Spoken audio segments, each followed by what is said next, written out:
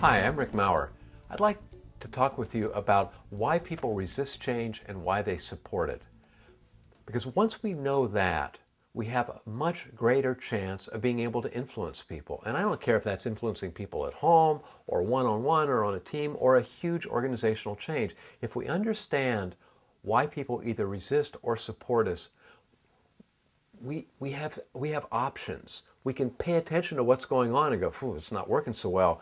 I need to shift my strategies." And what I found is there are three major reasons why people resist change or they support change. And the first of those is, I don't get it. People simply don't understand what you're talking about. They see your lips moving, but they don't have a clue what you're talking about. You're talking about finances and that's not their background and you just miss them. Of course, it's important to be able to use information well so that people understand you. And things like PowerPoint, question and answer sessions, emails, all those are fine tools for getting people information. But the problem is, especially with organizational change, is often we think that's where it ends. All I need to do is give people information and they'll go along. And if they don't go along, I must have failed in giving him information, so I do another presentation, and this time I use clip art and I use graphs, and all it does is make matters worse, because often the resistance is in one of those other two areas. So the first thing is, I don't get it. The second one is, I don't like it.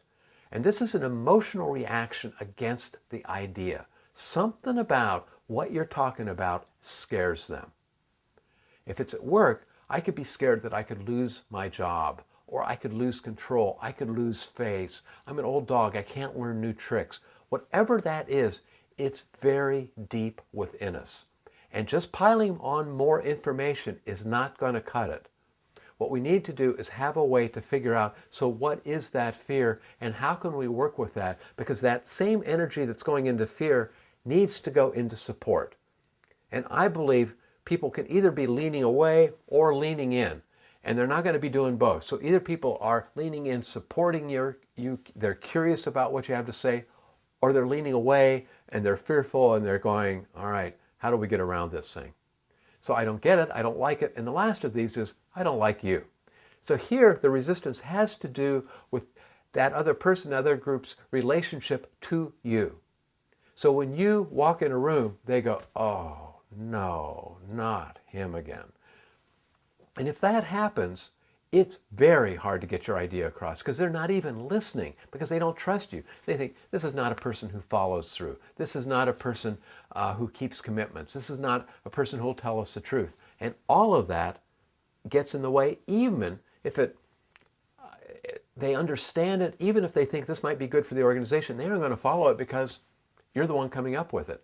What you need, once again, is you need that same kind of relationship energy to work in your favor. You need, when you walk in a room, you need people to go, oh, good, she's here again. Because now they're giving you the benefit of the doubt. Now they're listening because they want to understand you.